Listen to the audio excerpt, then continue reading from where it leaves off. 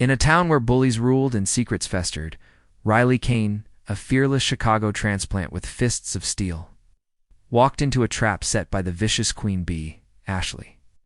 Lured into a fake date designed to humiliate her, Riley flipped the script, exposing Ashley's darkest secrets and knocking her out cold in front of the entire school. This isn't just a story, it's a battle for respect that'll leave you speechless. Smash that subscribe button for more heart-pounding tales of courage and epic takedowns, dropped fresh every week. Where are you watching from?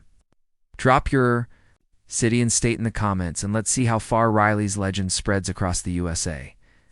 In a small Ohio town where Friday night lights cast long shadows and secrets spread like wildfire, 16-year-old Riley Kane stepped off a rickety bus, her leather jacket creased from the long ride from Chicago. Her green eyes sharp as broken. Glass scanned the sleepy streets of Westview, a place where everyone knew your name, but judged you before you spoke. Riley's mom. A nurse chasing a better job. It dragged her from the gritty city to this suffocating suburb, where picket fences hid dark secrets. Riley wasn't just new, she was a storm waiting to break. Her boots hitting the pavement with a rhythm that said she didn't belong and didn't care. By the time she reached Westview High, the whispers had already begun, branding her an outsider, a troublemaker, a girl who didn't know her place. They had no idea she was about to rewrite their rules. Westview High was a battlefield disguised as a school, its halls ruled by the Siren's 3 cheerleaders, who wielded beauty like a weapon and cruelty like an art. Their leader, Ashley Monroe, was the queen of this domain. Blonde, poised, and venomous, Ashley could ruin reputations with a single smirk. Her followers, Mia and Lauren, were her shadows, echoing her every move. Mia was quiet, her eyes always downcast, while Lauren's bold laugh hid a flicker of doubt. Together, they were untouchable, their power built on fear and flawless Instagram feeds. Riley's arrival was a crack in their perfect world. She didn't smile to please, didn't shrink under their stares. To Ashley, that was a challenge, and she never lost. The bullying started small, but cut deep. Notes slipped into Riley's. Locker mocked her thrift store jeans and city accent. In the cafeteria, the Sirens accidentally spilled soda on her tray, their giggles echoing as she walked away. A shove in the hallway sent her books crashing, and Ashley's voice rang out, calling her trash. Riley clenched her fists, but stayed silent, her mind sharp from years on Chicago's tougher streets. She'd learned to read people, to spot the weak links in a gang. Ashley's confidence was a mask, and Riley saw the cracks how Mia flinched at Ashley's sharp words, how Lauren's loyalty wavered when Ashley wasn't looking. Riley wasn't just enduring, she was strategizing. By the end of her first week, Ashley had a plan to break the new girl. The Sirens gathered in the bathroom, plotting over lip gloss and whispered schemes. They'd humiliate Riley in a way that would echo through Westview for years. The weapon? Jake Harper, the school's golden boy. Quarterback, charming, and Ashley's sometimes boyfriend. Jake was the perfect bait. Ashley convinced him to ask Riley to the fall festival dance. It's a public event where the whole town would watch her crash and burn. The plan was vicious. Jake would charm Riley, get her to say yes, then ditch her at the dance while the Sirens recorded her humiliation. Jake hesitated, his conscience nagging, but Ashley's manipulative charm won out. Agreed, unaware of the storm he was inviting. Riley wasn't naive. When Jake approached her after gym, his boyish smile faltering as he asked her out, she caught the flicker of guilt in his eyes. She saw Ashley and her crew watching, their smirks barely hidden. This was a setup, as clear as the scam she'd dodged back home. But Riley said yes, her voice steady, her face unreadable. She'd grown up in a world where you didn't just survive a trap who turned it against your enemies. If the Sirens wanted a game, she'd play, but on her terms.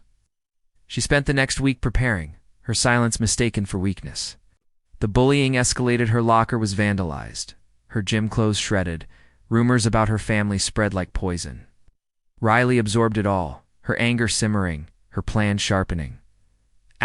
She wasn't alone in her preparations. Chicago, Riley's older brother Marcus had taught her more than just boxing. He'd shown her how to read a room, how to find leverage. Late at night, she'd sneak into the school library, using the ancient computers to dig into Ashley's life. She found cracks in the siren's perfect facade. Ashley's parents were fighting, their divorce looming. Her grades were slipping, her cheer captain role at risk. Riley overheard Mia and Lauren in the cafeteria, their hushed complaints about Ashley's control revealing their fragile loyalty. She also learned about Jake. His dad was the town sheriff, a man with a temper and high expectations. Jake's charm hid his fear of failing, of losing his golden status. Riley filed every detail away, her strategy forming like a chessboard. In her mind, the night of the fall festival arrived, the town square glowing with fairy lights and pulsing with music. The air smelled of popcorn and autumn leaves, but tension crackled beneath the festive vibe. Riley walked in wearing a simple black dress, her hair loose, her eyes scanning the crowd. Whispers followed her, but she didn't flinch. Jake stood by the stage, his Letterman jacket too big for his nervous frame. Ashley and the sirens hovered nearby, phones ready, their laughter sharp as knives. Riley approached Jake, her heart steady. She knew the script. He'd make an excuse, leave her, stranded, and the sirens would pounce. Sure enough, Jake mumbled about a team emergency and fled, his face red with shame. The sirens erupted, calling out to Riley, their voices dripping with mockery. The crowd turned, expecting tears, waiting for her to break. Riley didn't break. She turned to face Ashley, who was filming, her smile cruel. Riley's lips curved into a slow, dangerous grin. She stepped forward, her voice low but carrying across the silent crowd. She asked Ashley if this was all she had: petty tricks and fake dates. She called out every cruelty, the notes, the soda, the locker. Her words were a blade, cutting through Ashley's confidence. The crowd was riveted. Phones now pointed at Ashley, who laughed nervously, trying to deflect. But Riley wasn't done. She'd done her homework. She revealed Ashley's secrets: her parents' divorce, her failing grades, the cheer squad's growing resentment. She quoted Mia and Lauren's cafeteria complaints, exposing their betrayal. Ashley's face drained of color, her phone shaking in her hand. The crowd was electric, sensing a shift. Ashley's control was slipping, and she knew it. Desperate, she lunged at Riley, shoving her hard. Die, die, die, die.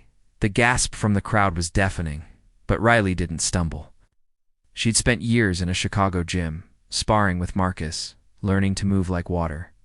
When Ashley swung a wild punch, Riley dodged with ease, grabbing Ashley's wrist and twisting it just enough to make her cry out. Then, in one clean motion, Riley threw a punch of perfect right hook that caught Ashley's jaw. The queen bee crumpled, out cold, before she hit the grass. The crowd exploded, some cheering, some screaming, but no one could look away. Mia and Lauren stood frozen, their phones forgotten. Jake, who'd returned just in time, stared at Riley, his mouth open. Riley didn't gloat. She shook out her hand, her eyes sweeping the crowd. She spoke clearly, her voice cutting through the chaos. This wasn't about revenge, she said. It was about standing up, about refusing to be a victim. She wasn't here to play their games. She was here to end them. Then, she walked away, leaving Ashley sprawled under the festival lights. The sirens' range shattered in one unforgettable moment. The aftermath was chaos. By Monday, the video of Riley's punch was viral, shared across every social media platform. In Westview, kids who'd suffered under Ashley's rules started talking, their stories pouring out like a dam breaking. Mia and Lauren turned on Ashley, spilling more secrets to save their own skins. Ashley's parents yanked her from school, citing health issues, but the town knew better. She'd lost everything: her crown, her friends, her power. Jake tried to apologize to Riley, his eyes pleading, but she shut him down. She didn't need his regret. She'd seen his weakness, and she wasn't here for second chances. But the story didn't end there. A week later, Riley found a note. In her locker, handwritten and shaky, was from Mia, the quiet siren, begging for forgiveness. She admitted Ashley had coerced them, threatening to expose their secrets if they didn't follow her lead. Attached was a USB drive. Riley took it home, her curiosity outweighing her suspicion. The drive held a video from Ashley's phone, one the sirens hadn't posted. It showed Ashley plotting the fake date, laughing about Riley's humiliation. But it also showed Jake, his voice low, begging Ashley to stop. He'd been blackmailed. Ashley had dirt on his dad. A scandal about evidence tampering that could ruin the sheriff's career. Jake wasn't just spineless. He was trapped. Riley sat back, her mind reeling. The video was dynamite. Posting it would destroy Ashley for good, maybe even land her in real trouble. It would also drag Jake and his family down. Riley wasn't sure she wanted that kind of blood on her hands. In Chicago, Marcus had taught her that power wasn't just about winning. It was about knowing when to hold back. She tucked the USB drive into a drawer, keeping it as insurance. She'd learned to play the long game. Riley's life at Westview changed overnight. She wasn't just the new girl anymore. She was a legend. Kids who'd been bullied flocked to her, their stories mirroring her own. She started a self-defense club, teaching them how to stand tall, how to throw a punch if they had to. The school tried to suspend her for the fight, but the principal backed off when students rallied, calling Riley their voice. She didn't want to be a hero, but she couldn't ignore the kids who saw her as one. She found friends, real ones, like Sam, a nerdy kid who'd been Ashley's favorite target, and Tara, a quiet artist who'd watched the festival showdown. With wide eyes, as winter settled over Westview. Riley faced a new challenge that tested her resolve in ways even Ashley's cruelty couldn't. A new student.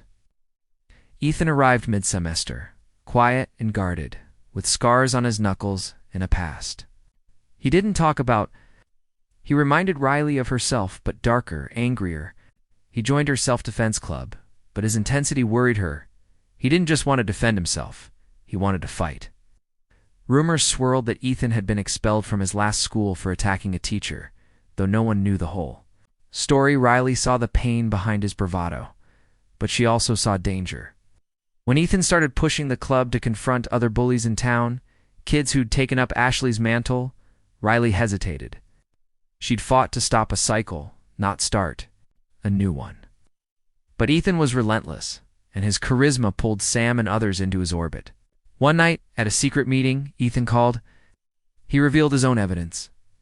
Photos of a local jock, Tyler, selling drugs behind the school.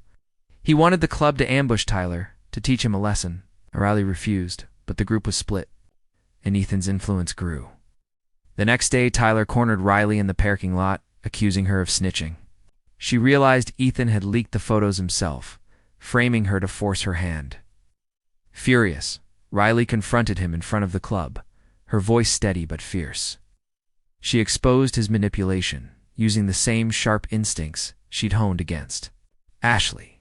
Ethan lashed out, but Riley was ready, disarming him with a quick block and a hard stare. She didn't need to throw a punch this time. Her words were enough. Ethan left town soon after, but the experience left Riley shaken. She'd won, but she saw how icily her club could become something else, a weapon instead of a shield. She doubled down, teaching her friends not just how to fight, but why to protect, not to destroy. It was a lesson she'd carry forever. Forged in the fire of her own battles, months later, another twist came. Jake approached Riley again, this time with a secret of his own. He'd confronted his dad about the scandal, forcing the sheriff to come clean to the department. It was messy, but Jake said he was done living in fear. He thanked Riley, not for forgiving him, but for showing him what courage looked like. She didn't trust him, but she respected the effort. Westview was changing, and Riley was at the heart of it.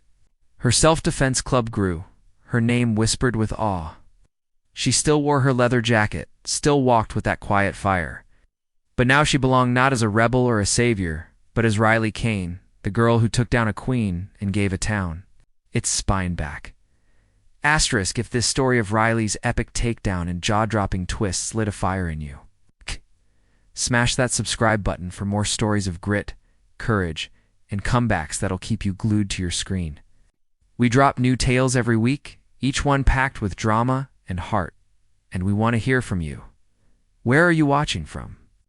Are you in Ohio, feeling the small-town vibes, or rooting for Riley from somewhere else across the USA?